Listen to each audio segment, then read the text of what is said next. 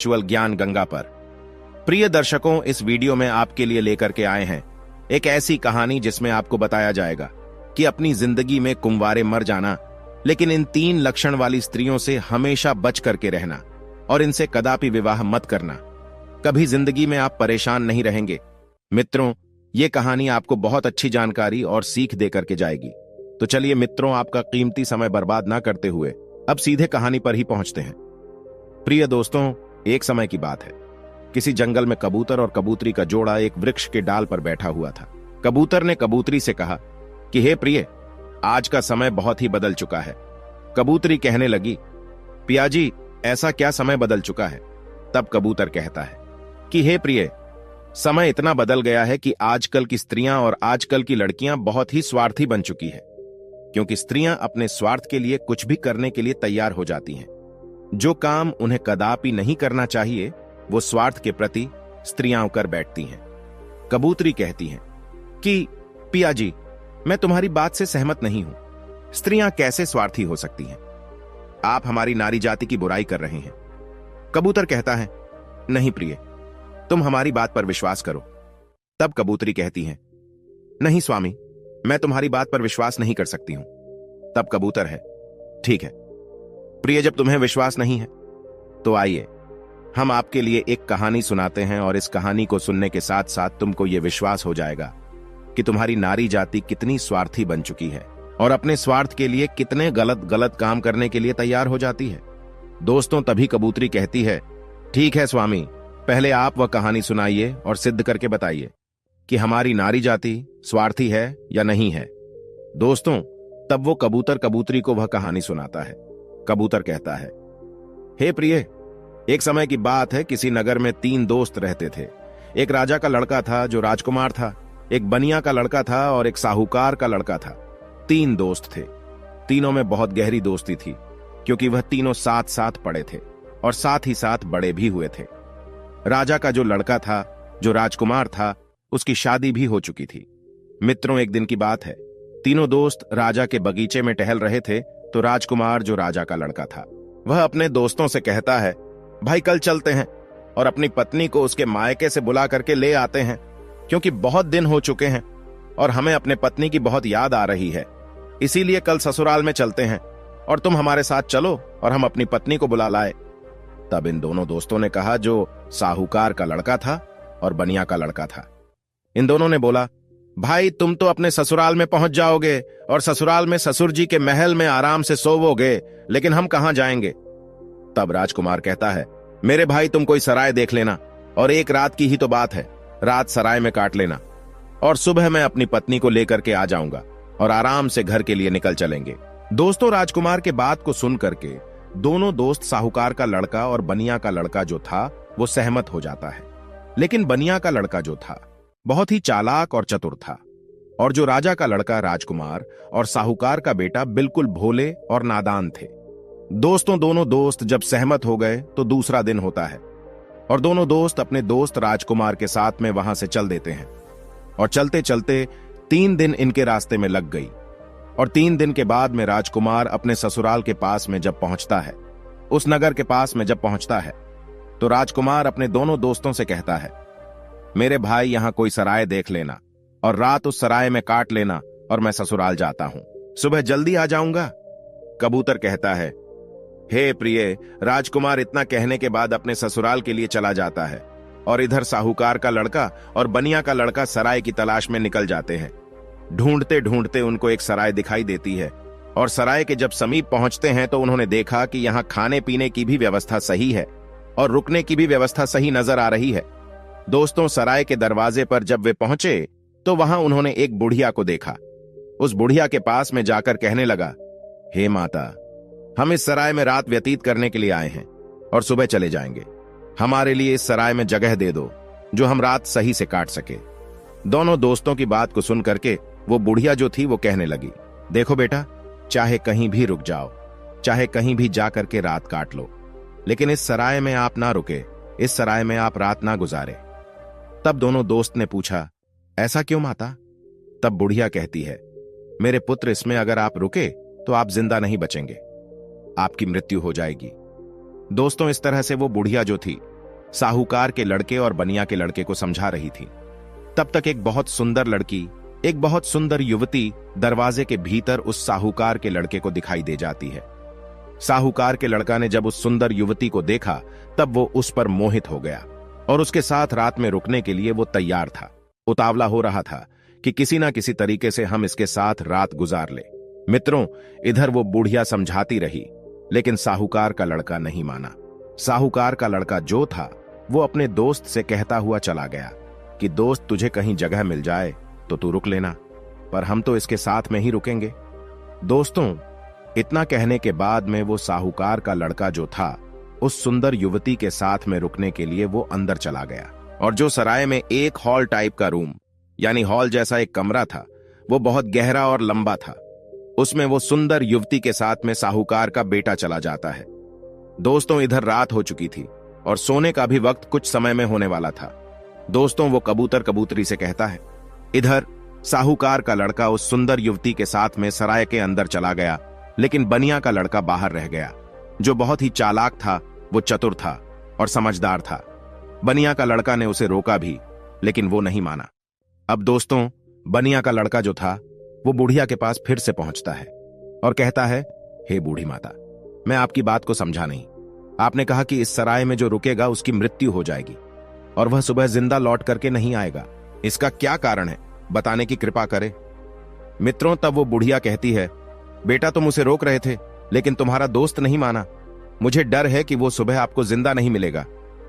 बनिया का लड़का कहने लगा, वही तो मैं आपसे जानना चाहता हूं। माता, बात क्या है, खुल करके बताओ। तब बुढ़िया ने कहा, बेटा, ये जो सुंदर युवती आपके दोस्त ने देखी, जिसके साथ में वह अंदर चला गया, ये सुंदर युवती जो है ये एक वैश्या है और नागिन है। ये रात में अपना रूप बदल लेती है और जिसके साथ ये रात में रुकती है उसी को डस लेती है और उसको मार देती है। इसलिए हमको डर है, क्योंकि जो भी गया वो जिंदा लौट करके नहीं आया। कबूतर कबूतरी से कहता है। बनिया का लड़का ये सुन करके घबरा गया और कहने लगा, हे बूढ़ी माता, हमें कोई रास्ता बताओ जिससे हम अपने दोस्त की जान बचा सके। तो बुढ़िया कहती है कि बेटा, मैं तुम्हें एक तलवार देती हूं और अगर तुम उस नागिन का वध कर सको तभी तुम्हारा दोस्त बच पाएगा। बनिया का लड़का समझदार और चतुर था, वो तैयार हो गया और कहने लगा, माता लाइए तलवार, मैं अपने दोस्त का जान जरूर बचाऊंगा, चाहे हमारी जान ही क्यों ना चली जाए। मित्रों, बुढ़िया बनिया के लड़के को तलवार देती है और वो चुपके से सराय के अंदर घुस जाता है और जहां उसका दोस्त साहूकार का बेटा उस वैश्या के साथ में लेटा हुआ था, वहीं पास में एक कोने में जाकर के बैठ जाता है और इंतजार करने लगता है कि कब ये नागिन का रूप धारण करे और हम इसको मारे। दोस्तों, आंधी रात का समय होने वाला था और तभी वह सुंदर युवती जो नागिन थी वह अपना रूप बदलती है और जैसे ही साहूकार के लड़के को काटने वाली होती है तो उसका दोस्त बनिया तलवार लिए तो बैठा ही था, एकदम से उसने तलवार चलाई और उस नागिन का वध कर दिया और वह सुंदर युवती मर गई। दोस्तों, इस तरीके से उसने अपने दोस्त की जान बचाई और उस मरी हुई नागिन को पलंग के नीचे रख दिया एवं छिपा दिया। दोस्तों, तब कबूतर कबूतरी से कहता है, वो बनिया का लड़का जो था, इतना काम करने के बाद, अपने दोस्त की जान बचाने के बाद सराय से बाहर निकल आता है और जब बाहर निकल आया तो उसने क्या देखा कि एक सुंदर स्त्री जो है वह जंगल की तरफ जा रही है। उसने देखा और विचार किया कि यह सुंदर स्त्री जंगल में इतनी रात में कहां जा रही है। हमें देखना चाहिए, इसके पीछे पीछे जाना चाहिए और यह जानकारी लेना चाहिए कि यह जा कहां रही है। वो बनिया का लड़का जिसके हाथ में तलवार था, जिसने नागिन का वध किया था, वो उस सुंदर स्त्री के पीछे चल देता है और वो बनिया का लड़का सोचता जा रहा है कि देखे ये कहां जा रही। वो स्त्री चलती चली गई और जंगल में एक साधु का आश्रम था और वो स्त्री साधु के आश्रम पर पहुंच गई और जाकर के उसने साधु से मुलाकात की और वो सारा नजारा बनिया का लड़का दूर से ही देख रहा था। जब उसका जाने का समय हुआ तो साधु से मिलने के बाद फिर वो सुंदर स्त्री हाथ जोड़ करके कहने लगी, आज आपसे मेरी आखिरी मुलाकात है। साधु कहने लगा, वो क्यों? तो वो सुंदर स्त्री जवाब देती है, हमारे पति हमें लेने के लिए आए हैं और अभी हमारे घर पर ठहरे हुए हैं। कल मैं अपने पति के साथ ससुराल चली जाऊंगी। आज के बाद फिर मैं आपसे मिलने के लिए नहीं आ पाऊंगी। तब वो साधु कहने लगा, रोजाना तो हमारे पास आती थी, लेकिन अब हमें धोखा देकर के जा रही हो और कह रही हो कि अपने पति के साथ जा रही हो। तब वो सुंदर स्त्री जवाब देती है, हाँ, मेरा पति मेरे घर पर ठहरा हुआ है और कल मैं ससुराल चली जाऊंगी, हमें माफ करना, अब मैं आज के बाद तुम्हारे पास मिलने नहीं आऊंगी। दोस्तों, उस सुंदर स्त्री के बात को सुनकर साधु को गुस्सा आ जाता है और साधु जो है गुस्सा में उसकी नाक काट देता है। और जब उसकी नाक कट जाती है तो उसे पीड़ा होती है और वो पीड़ा को सहन करती हुई चिल्लाती हुई अपने घर के लिए भाग खड़ी होती है। इधर दोस्तों, वो बनिया का लड़का सारी बातें सुन रहा था और ये नजारा देख रहा था। उस बनिया के लड़का को बहुत गुस्सा आ गया और उसने गुस्से में साधु को मार दिया, उसकी हत्या कर दी और उसको मार करके वहां से तुरंत वे चल देता है और आगे चल करके एक मंदिर था और उसी मंदिर में जाकर के छिपकर भीतर बैठ गया। अब वो सोचता है कि हे प्रभु, इस दुनिया में हो क्या रहा है। अब इधर जो वो बनिया का लड़का मंदिर के अंदर बेचारा चुपचाप बैठा हुआ था, वहां पर कुछ चोर आते हैं और चोर मंदिर के बाहर से हाथ जोड़ करके कहता है, हे देवी मां, हम चोरी करने के लिए जा रहे हैं और अगर ये हमारी चोरी आसानी से हो जाए और हम ना पकड़े गए तो कल हम तुम्हारे पास तुम्हारे लिए राजा के लड़की को लाएंगे और उसकी बलि चढ़ाएंगे। इतना कहने के बाद में वो चोर अपनी चोरी करने के लिए चले जाते हैं और जो अंदर बनिया का लड़का बैठा था, उसने जब चोरों की बात को सुना तो उसके पैरों तले जमीन खिसक गई और वो कहता है, ये क्या है, यहां भी एक हत्या होने वाली है। हे प्रभु, ये हो क्या रहा है। दोस्तों, वो बनिया का लड़का विचार करता है, चाहे कुछ भी हो जाए लेकिन मैं राजा की लड़की की हत्या नहीं होने दूंगा। ये सोच करके वो मंदिर में बैठा रहा। इधर दोस्तों, क्या हुआ कि वो स्त्री जो थी, जिसकी नाक साधु ने काटी थी, वो अपने घर पर पहुंची और उसने रोना धोना बंद किया। बाकी पीड़ा तो सता रही थी। उसने विचार किया, अगर सुबह लोग हमको देखेंगे तो पता नहीं ना जाने मेरे बारे में क्या कहेंगे। हमें शर्म से अपना सर नीचा झुकाना पड़ेगा। क्यों ना हम अपने पति को फंसा दें और ये कह दे कि हमारे पति ने मेरी नाक काट ली। तो वही हुआ। सवेरा होने वाला था और जैसे ही थोड़ा प्रकाश होने को था, तभी वो चिल्लाने लगी और कहने लगी कि देखिए देखिए, हमारे पति ने हमारी नाक काट ली। दोस्तों, घर वाले जो थे वो एकदम से भाग करके आते हैं और उसके पति को बंदी बना लेते हैं। जो वो राजकुमार था, जो राजा का लड़का था, उसको पकड़ लेते हैं और पकड़ करके वहां से राजा के सामने पेश कर देते हैं। राजा वो सारा वृतांत जान करके उसको कारागार में डाल देता है। तब कबूतर कबूतरी से कहता है, हे प्रिय, अब आगे सुनिए क्या हुआ। इधर पूरा दिन व्यतीत हो गया। उसका दोस्त जो बनिया था, उसने पूरा दिन इधर उधर बैठ करके काट लिया और जब रात हो गई तब उसी मंदिर में जाकर के वे छिप करके बैठ गया, क्योंकि उसे मालूम था कि ये चोर राजा के लड़की को पकड़ करके जरूर लाएंगे, उसकी हत्या जरूर करेंगे, लेकिन मैं उसकी हत्या नहीं होने दूंगा। जब रात हो गई तो मंदिर में जाकर के तलवार लेकर के छिप कर बैठ गया और इधर आंधी रात जब होती है तभी वो चोर राजा के लड़की को पकड़ करके लाते हैं और मंदिर के बाहर बैठ जाते हैं। कुछ देर बैठ करके बातें करते हैं और कहते हैं, देवी मां ने हमारी बातें सुन ली हैं। कितनी बढ़िया हमें चोरी करवा दी, पकड़े भी नहीं गए और बहुत मालदार भी बन जाएंगे क्योंकि हमने बहुत माल लूटा है। इस तरीके के बातें कुछ देर करते रहे। फिर उनमें से एक बोला, देख भाई, अब उस लड़की को जल्दी ले जा और देवी मां के सामने उसका सिर काट देना और उसकी बलि चढ़ा देना। तो दोस्तों, उन चोरों में से एक चोर जो था, वो राजा के लड़की को पकड़ करके अंदर मंदिर में प्रवेश करता है और देवी मां की जहां पर मूर्ति थी वहां पर ले जाता है और उस लड़की का सिर काटने के लिए जैसे ही वो चोर जाता है तो बनिया का लड़का तो वहां तैयार ही बैठा हुआ था और वो चोर राजा के लड़की का सिर नहीं काट पाया, उसकी बल्ली नहीं चढ़ा पाया, क्योंकि उससे पहले ही बनिया के लड़का ने उस चोर को मार दिया और चोर को मार करके उसकी लाश को एक बगल में रख दिया। इधर दोस्तों, उन चोरों में से एक चोर कहता है, देख भाई, वो हमारा एक साथी गया है, वो लौट करके नहीं आया है। अरे तू जा और देख करके आ कि उसने बलि चढ़ा पाई या नहीं चढ़ा पाई। दोस्तों, ऐसे ही दूसरा चोर जो है, जैसे ही मंदिर में प्रवेश करता है तो वो बनिया का लड़का तैयार बैठा हुआ था, उसने उसको भी मार दिया। कहने का मतलब यह है कि इसी तरीके से उस बनिया के लड़के ने जितने भी चोर थे सारे चोरों को मार दिया और उस राजा की लड़की की रक्षा की। जब सारे चोरों को मार देता है तब वो लड़की निर्भय हो जाती है और उसके बाद में वो बनिया का लड़का राजा की लड़की से कहता है कि चलो, हम तुम्हारे घर तक तुम्हें छोड़ देते हैं। दोस्तों, राजा की लड़की घबराई हुई थी, उस बनिया के लड़के के साथ में चल देती है और इधर राजा की जो लड़की थी वो बनिया के लड़के से प्रेम करने लगी और कहने लगी कि हम तुमसे विवाह करना चाहते हैं।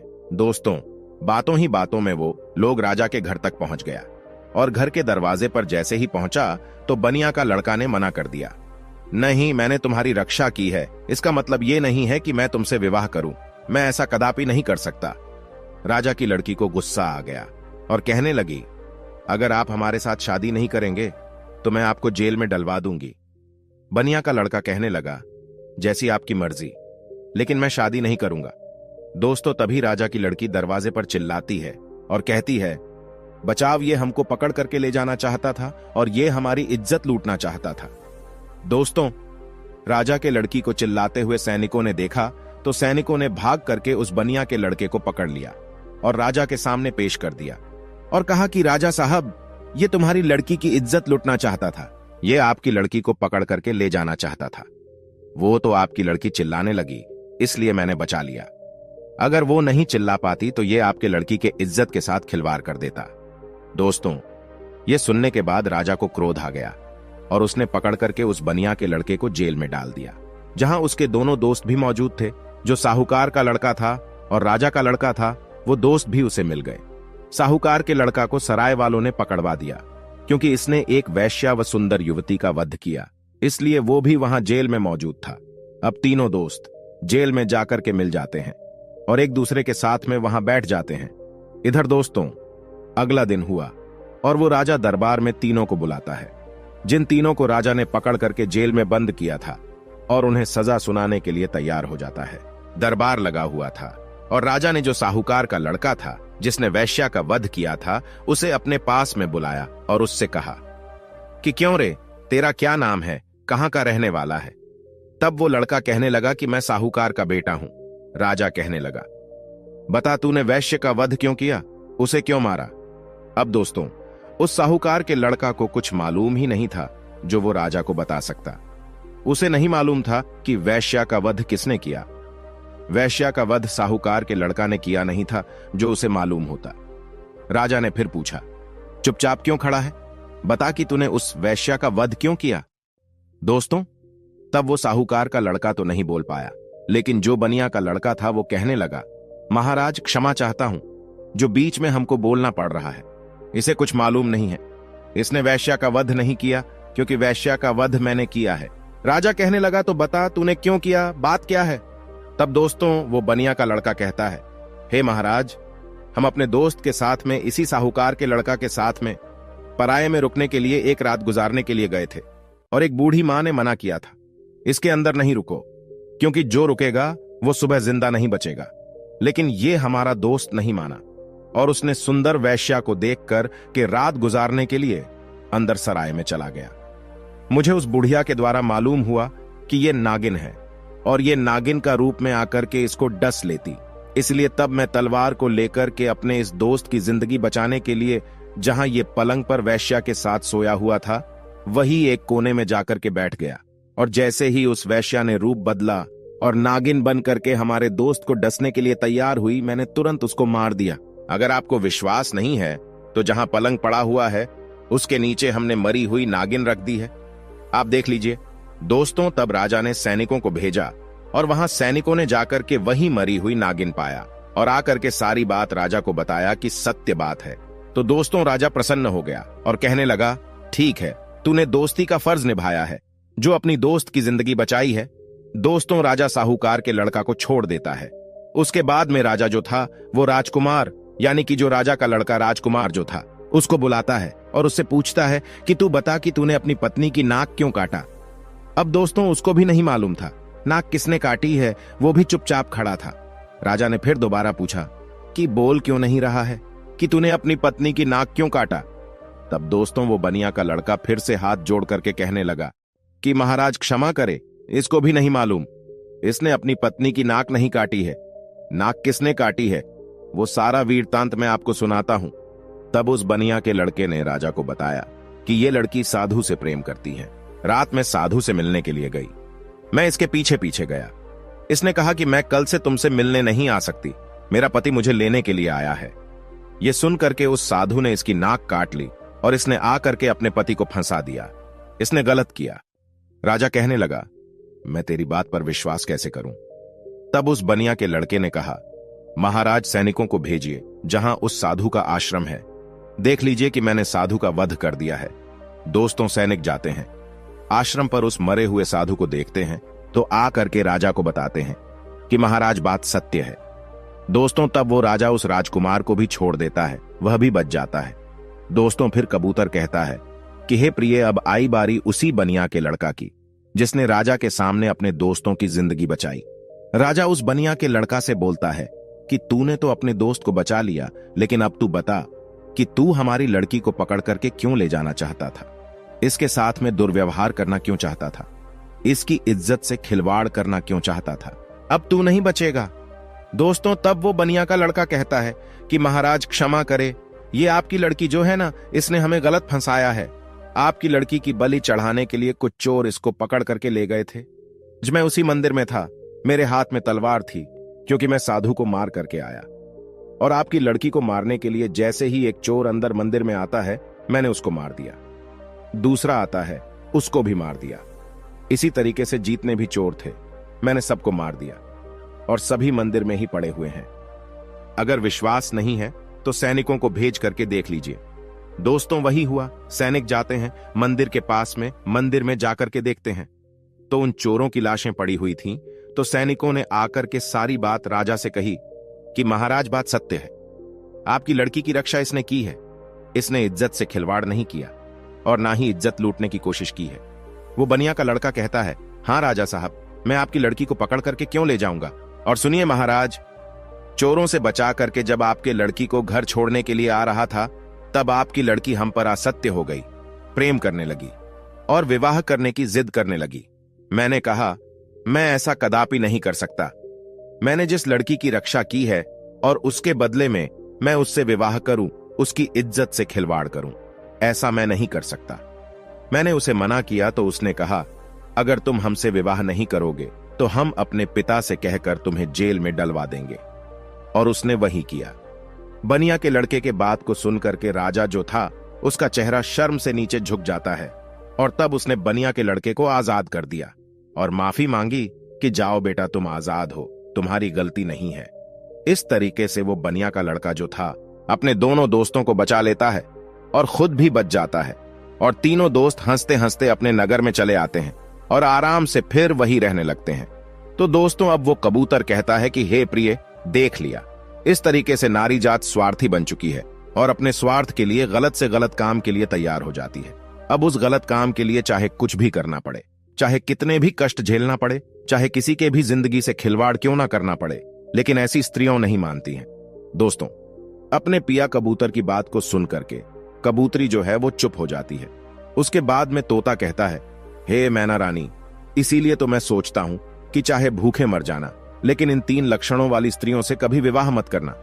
कबूतर समझाता है कि 3 लक्षणों वाली स्त्रियां ये है, पहली वो जो पति होकर के भी पराये पति से हित करे और पराये पति से छुप छुप के मिलने के लिए जाए, अपने पतिव्रता धर्म को भूल जाए और उसके साथ में हवस का शिकार बन जाए। तो ऐसी स्त्री से हमेशा बचना चाहिए और ऐसी स्त्रियों से दूर रहना चाहिए। और दूसरी स्त्री वो है जो एक स्त्री तो है, लेकिन वेश्यावृत्ति की तरह जिंदगी गुजार रही है, नागिन की तरह रह रही है। अब उसे अपने हवस के इच्छा पूर्ति के लिए चाहे अपने पति का ही कत्ल क्यों ना करना पड़े, लेकिन वो कर बैठती है और नागिन की तरह अपने पति को डस करके उसे मार डालती है। तो ऐसी वेश्यावृत्ति के लक्षण वाली जो स्त्रियां हैं, इनसे दूर रहना चाहिए, इनसे कदापि विवाह करने की इच्छा नहीं रखना चाहिए। और कबूतर बोला, हे प्रिय, तीसरी स्त्री वो है जिसकी जान अगर कोई बचाए और अगर वो मरने के लिए जा रही हो और उसकी अगर कोई जान बचा ले, और ऐसे में वे मददगार को ही झूठा फंसा दे और उसी मददगार से विवाह की इच्छा करे, उसी से दुर्व्यवहार करने की इच्छा करे और फिर उसको झूठा फंसा करके उसको मरवा डाले या उसे कारागार में बंद करवा दे या उसे सजा दिलवा दे। तो ऐसी स्त्रियों से भी हमेशा बच के रहना चाहिए। इनका कोई भरोसा नहीं है, किस वक्त तुम्हारी जिंदगी को ले बैठे। तो दोस्तों मेरे कहने का तात्पर्य यह है कि यह कहानी हमें यही सिखाती है कि चाहे जीवन में कुमारी मर जाना, लेकिन इन 3 लक्षणों वाली लड़कियों से हमेशा दूर रहना, बच करके रहना। कभी जिंदगी में फंसोगे नहीं और कभी जिंदगी में दुखी नहीं रहोगे, और तुम्हें कभी भी जिंदगी में रोना भी नहीं पड़ेगा और पछताना भी नहीं पड़ेगा। तो प्रिय मित्रों, कैसी लगी आपको ये कहानी? अगर कहानी अच्छी लगी है, पसंद आई है, तो कमेंट बॉक्स में जरूर बताना। और हो सके तो अपने मित्रों को भी शेयर करना और हमारे चैनल को सब्सक्राइब अवश्य करना। हर हर महादेव। प्रिय मित्रों, वीडियो को अंत तक देखने के लिए धन्यवाद। जय श्री राम। श्री राम। श्री राम। श्री राम।